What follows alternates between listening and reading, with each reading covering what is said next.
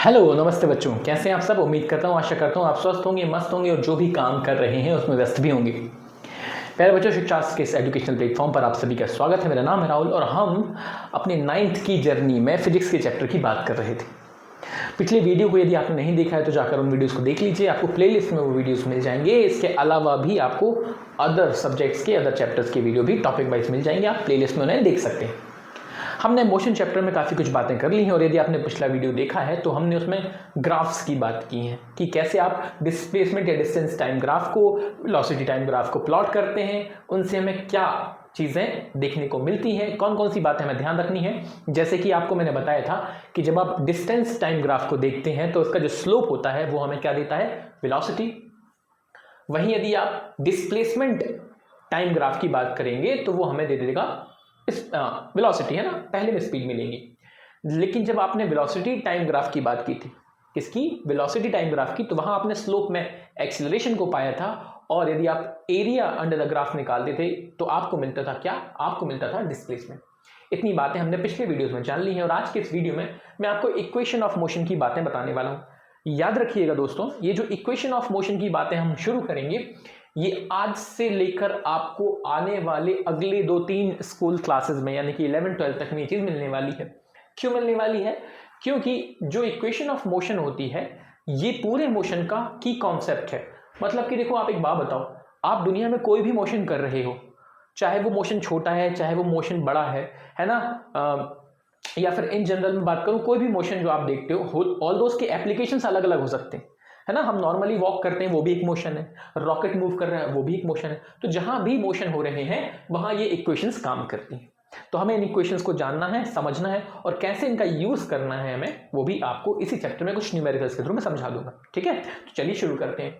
What is equation of motion? तो देखिए, scientist ने ड्यूरिंग मोशन कुछ चीज़ों के बारे में बात की। जब भी आप किसी भी मोशन को देखते हैं, फॉर एग्जांपल आप स्विंग, ये जो आपके सामने कुछ तस्वीरें डाली गई हैं जैसे कि आप झूल रहे हैं, स्विंग कर रहे हैं, आप एक सर्कुलर मोशन कर रहे हैं, आप दौड़ रहे हैं, आप सीसॉ वाला झूला झूल रहे हैं, हर केस में आप मोशन कर रहे हैं, है ना। और जब आप मोशन करते हैं तो आप ये बात भली भांति अच्छी तरीके से जान चुके हैं कि जब भी हम मोशन करते हैं या नॉर्मली भी हम बात जब मोशन चैप्टर में कर रहे हैं तो आप किन किन चीज़ों की बातें अब तक कर चुके हैं। आप बात कर चुके हैं वेलोसिटी की, ठीक है, आप बात कर चुके हैं एक्सीलरेशन की, आप बात कर चुके हैं टाइम की, आप बात कर चुके हैं डिस्टेंस या डिस्प्लेसमेंट की।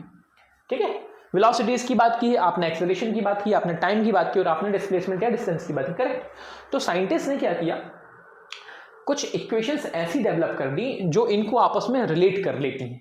मतलब कि जब हम मोशन करते हैं तो हम कुछ टाइम लेते हैं, हम कभी अपनी स्पीड कम करते हैं, ज़्यादा करते हैं, यानी कि एक्सेलरेशन लाते हैं, है ना।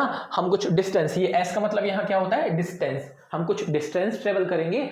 तो इन सारे जो वेरिएबल्स हैं यानी कि जो भी आपके सामने चीज़ें आती हैं, इनको यदि हम इक्वेशन के थ्रू रिलेट कर दें तो वही कहलाने लगती है न्यूटन्स की, या न्यूटन्स की नहीं, उसको हम सिंपली बोलते हैं मोशन इक्वेशन या इक्वेशन ऑफ मोशन। ठीक है, क्लियर। अब जब आप इक्वेशन ऑफ मोशन को पढ़ते हैं तो याद रखिएगा ये 3 होती हैं और इनका सीक्वेंस नहीं बदला जाता, यानी कि जिसको मैं फर्स्ट इक्वेशन ऑफ मोशन कह रहा हूं उसे फर्स्ट ही कहना है, सेकंड को सेकंड एंड थर्ड को थर्ड कहना। आप ऐसा नहीं कह सकते किसी को फर्स्ट, किसी को सेकंड, किसी को थर्ड, नहीं, आपको उनका जो ऑर्डर है वो चेंज नहीं करना है और ये बात अच्छे से याद रख लीजिए। 2-3 बातें आपकी काम की जिस पर आपको ध्यान देना है। पहला, this is called first equation of motion, that is v is equal to u plus at। इसको हम vt इक्वेशन भी बोलते हैं। vt इक्वेशन का मतलब होता है जो हमें वेलोसिटी और टाइम के बीच में रिलेशन बताती है। अब जब आप इस इक्वेशन को देखते हैं तो v का मतलब होता है फाइनल वेलोसिटी, u का मतलब होता है इनिशियल वेलोसिटी, a का मतलब एक्सीलरेशन और t का मतलब टाइम। सेकेंड इक्वेशन होती है s is equal to u t plus half at square, जो कि एस टी इक्वेशन भी कहलाती है। इसे हम डिस्टेंस डिस्प्लेसमेंट टाइम इक्वेशन भी बोलते हैं, क्योंकि जैसे यहां वेलोसिटी और टाइम के बीच का रिलेशन है, सिमिलरली यहां डिस्प्लेसमेंट एंड टाइम के बीच का रिलेशन बताया गया है। थर्ड जो इक्वेशन होती है उसे हम बोलते हैं v square is equal to u square plus 2as, जो कि वेलोसिटी और डिस्प्लेसमेंट के बीच के रिलेशन को दिखाती है, क्योंकि इसमें v और s के बीच के रिलेशन की बात हो रही है। That's why we are saying भैया वेलोसिटी एंड डिस्प्लेसमेंट के रिलेशन को दर्शा रहे हैं। याद रखिएगा, What is v? Final velocity. What is u? Initial velocity. What is s? Displacement. t का मतलब टाइम और a का मतलब एक्सेलरेशन। सबसे इंपॉर्टेंट बात इस पूरी इक्वेशन में, जब भी आप किसी भी इक्वेशन को यूज करते हैं मोशन की, तो ध्यान ये रखना होता है कि यहाँ जो एक्सेलरेशन होता है ये यूनिफॉर्म होता है, याद रखिएगा। हम इन इक्वेशंस को यूनिफॉर्म एक्सेलरेशन के लिए ही यूज करते हैं। यूनिफॉर्म एक्सेलरेशन का मतलब आपका एक्सेलरेशन बदलना नहीं चाहिए, आपका एक्सेलरेशन कांस्टेंट होना चाहिए, ठीक है। ऐसा नहीं होना चाहिए कि अभी आपका एक्सेलरेशन 2 था, सडनली आपको गुस्सा आया और आपने अपनी गाड़ी को तेजी से भगा दिया, अचानक से आपने अपना एक्सेलरेशन चेंज कर लिया। नहीं, आपका एक्सेलरेशन फिक्स रहने वाला है, तभी आप इन इक्वेशंस को यूज करने वाले, ठीक है। अब नॉर्मली यदि हम सिलेबस के अकॉर्डिंग जाते हैं तो इसके जस्ट बाद आपको बताया जाता है कि कैसे हम फर्स्ट इक्वेशन, सेकंड इक्वेशन और थर्ड इक्वेशन को ड्राइव करते हैं। ये आपके सिलेबस का पार्ट भी है, जो कि मैं आपको बताऊंगा अभी। लेकिन इन इक्वेशन की और अच्छे से अंडरस्टैंडिंग लेने के लिए हम कुछ न्यूमेरिकल्स करने वाले हैं, क्योंकि जब आप कुछ न्यूमेरिकल्स करेंगे तो आपको बहुत अच्छे से क्लियर हो जाएगा कि कैसे ये इक्वेशन होती है और किस तरीके से इनका काम होता है। तो फटाफट से मैं आपको कुछ क्वेश्चंस कराता हूं जो आपकी इन इक्वेशन ऑफ मोशन को और क्लियर करेंगे, ठीक है। चलिए समझने का कोशिश करना है आपने।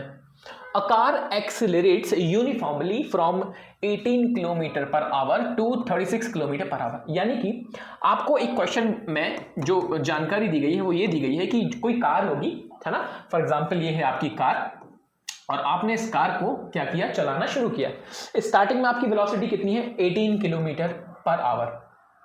अब क्योंकि आपकी वेलोसिटी स्टार्टिंग में है, इसी वजह से हम इसको बोल देते हैं इनिशियल वेलोसिटी। इनिशियल का मतलब यू कितनी है, 18 kilometre per our. Always remember, जब भी आपको अपनी यूनिट को किलोमीटर पर आवर से मीटर पर सेकंड में चेंज करना है तो आप इसमें कितने का इंटू कर देंगे बच्चों, आप इसमें डायरेक्टली 5/18 का इंटू कर दीजिए डायरेक्टली, क्योंकि जैसे ही आप इसमें डायरेक्टली इंटू करते हैं 5/18 का तो ऑटोमेटिकली इसका मीटर पर सेकंड आ जाता है, ठीक है।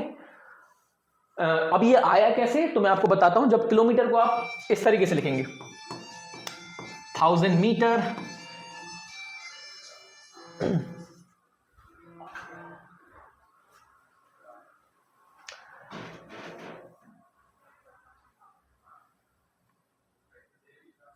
जब आप किलोमीटर को 1000 मीटर और आवर को 3600 सेकंड लिख देंगे तो ऑटोमेटिकली 5/18 आ जाएगा और आप इसको यूज कर लीजिए तो आपकी यूनिट जो है डायरेक्टली मीटर पर सेकंड में आ जाएगी। तो फटाफट से हम इस 18 किलोमीटर पर आवर को मीटर पर सेकंड में चेंज कर लेते हैं। आपने 18 इंटू 5/18 कर देना है, तो लीजिए 18 से 18 कट गया और आंसर आ गया 5 मीटर पर सेकंड। सो आपकी जो इनिशियल वेलोसिटी है वो क्या दी गई है, 5 मीटर पर सेकंड, या इसमें भी आप बोल सकते हैं। फिर आपने क्या किया, उस कार को एक्सेलरेट किया। ऑब्वियसली बात, एक्सेलरेट का मतलब आपने स्पीड अप किया होगा और कितनी हो गई आपकी स्पीड, 36 किलोमीटर पर आवर। यानी कि आपकी जो फाइनल वेलोसिटी है वो है 36 किलोमीटर पर आवर। लेकिन इसको भी हम चेंज करेंगे मीटर पर सेकंड में, तो 5/18 का इंटू यहां भी कर लीजिए और आपकी यहां जो वैल्यू आएगी वो आएगी 10 मीटर पर सेकंड, ठीक है। अब आप मुझे बताइए, क्या हमने यहां वेलोसिटी में इंक्रीज किया? यस, सामने भी लिखा गया है एक्सेलरेट्स और हमें दिख भी रहा है वेलोसिटी का इंक्रीज हुआ है, तो डेफिनेट सी बात है यहां एक्सेलरेशन तो आया होगा, ठीक है। और वही उन्होंने कैलकुलेट करने के लिए भी बोला कि भैया कैलकुलेट करो एक्सेलरेशन। अब एक्सेलरेशन कैलकुलेट करने के लिए हमें उन्होंने टाइम भी दे दिया कि टाइम कितना है, 5 सेकंड। अब मुझे बताइए, यदि हमारे पास v है, u है एंड t है, तो हम एक्सेलरेशन के लिए कौन सी इक्वेशन यूज करेंगे? सही बोल रहे हो आप, फर्स्ट इक्वेशन। क्यों? क्योंकि फर्स्ट इक्वेशन हमें v एंड t के बीच में रिलेशन को रिप्रेजेंट करती है और उस इक्वेशन में हमें एक्सेलरेशन भी दिख जाता है। तो फटाफट से आप इस फर्स्ट इक्वेशन को यूज कर लीजिए। यहां से आपको जो a की वैल्यू फाइंड आउट करनी है वो कुछ इस तरीके से रहने वाली है कि a is equals to v minus u upon t. v की वैल्यू हमारे पास 10 है, u की वैल्यू कितनी है, 5 है, और नीचे टाइम को डिवाइड कर दीजिए जो कि हमें दिया गया है कितना, टोटल 5 सेकेंड। तो बताइए 5/5 कितना है, 1 ना। इसका मतलब आपका जो एक्सीलरेशन है वो आने वाला है 1 metre per second square. Clear? याद रखिएगा, एक्सीलरेशन पॉजिटिव है, इसका मतलब वेलोसिटी बढ़ रही है, जो कि हमें नजर भी आ रहा है। सिंपली आपने ये देखा कि कौन सी चीज हमें गिवन है और किस चीज को हमें निकालना है, उसके अकॉर्डिंग आप इक्वेशन को चूज कर लेते हैं। चलिए एक और क्वेश्चन करते हैं आपकी अंडरस्टैंडिंग को और बेहतर बनाने के लिए। क्वेश्चन नंबर हमें जो अगला दिया गया है सेकंड, वो ये कह रहा है, अ बस स्टार्टिंग फ्रॉम रेस्ट। याद रखना है, जब भी आपको बोला जाता है रेस्ट से आप स्टार्ट कर रहे हो या फिर रेस्ट में जा रहे हो, जब भी रेस्ट वर्ड आने वाला है, कौन सा वर्ड, रेस्ट। रेस्ट का मतलब है कि आपकी वेलोसिटी 0 होती है। आपको यहां बोला गया है कि आप जो स्टार्ट कर रहे हो वो रेस्ट से कर रहे हो, इसका मतलब इनिशियली आप रेस्ट में थे, आपकी वेलोसिटी जो है वो 0 कंसीडर की जाएगी विद अ यूनिफॉर्म एक्सेलरेशन। यानी कि अब आपने अपने आप को एक यूनिफॉर्म एक्सेलरेशन से स्पीड अप किया। एक्सेलरेशन कितना गिवन है हमें, 0.1 मीटर पर सेकेंड का स्क्वायर, ठीक है, कोई दिक्कत नहीं।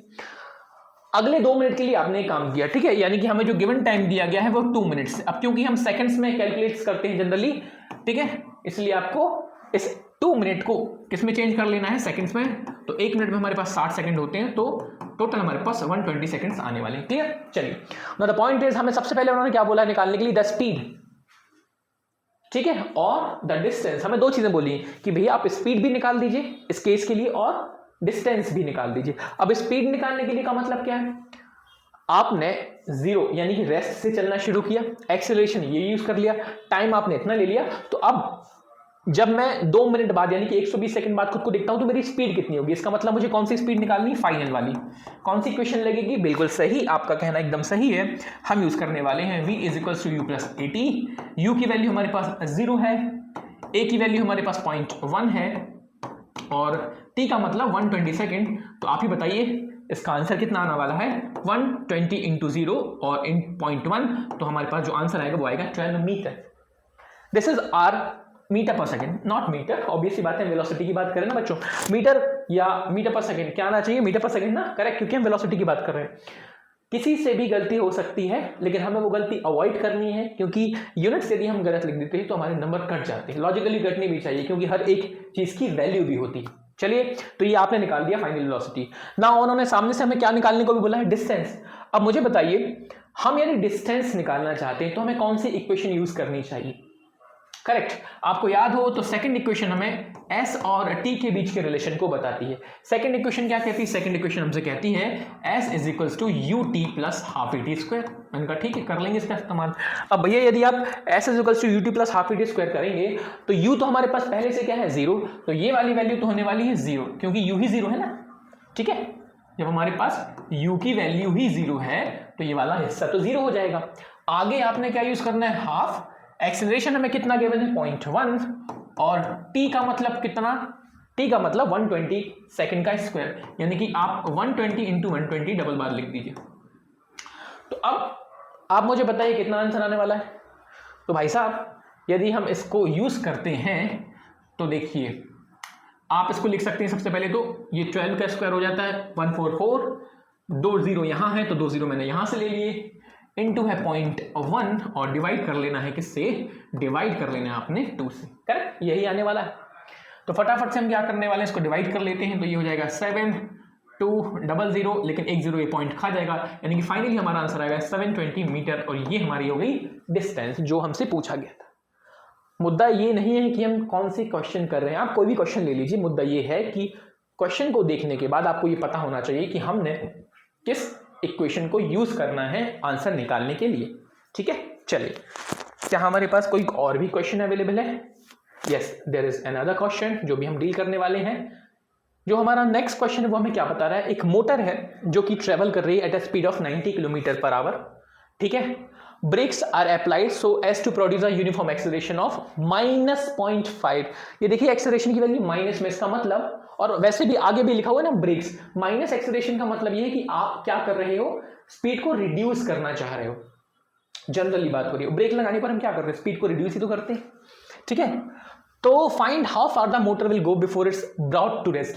क्वेश्चन ये हमसे पूछा जा रहा है कि भाई यदि हम अपनी जो भी व्हीकल या मोटर जो चल रही है उसको क्या करना चाहते हैं, रेस्ट में लाना चाहते हैं, यानी कि रोकना चाहते हैं, तो कितनी डिस्टेंस के बाद हमारी गाड़ी या मोटर रुक जाएगी। तो यार सिंपल सा लॉजिक है, अभी अभी आपने हमें जो बात बताई है पहले उसको नोट कर लेते हैं। स्टार्टिंग में आपकी वेलोसिटी कितनी दी गई, 90, इसको चेंज करते हैं कलर को, मज़ा नहीं आ रहा, कौन सा कलर लिया जाए, ये ले लेते हैं, ठीक है। आपको जो इनिशियल वेलोसिटी वो कितनी दी गई, 90 km/h, पर क्या हमें km/h में डील करना है, नहीं, आप फटाफट से इसको मीटर पर सेकंड में इनटू कर लेंगे, यानी कि मीटर पर सेकंड में कन्वर्ट कर लेंगे, 5 टाइम्स और 5 5 25 मीटर पर सेकंड, ठीक है, क्लियर।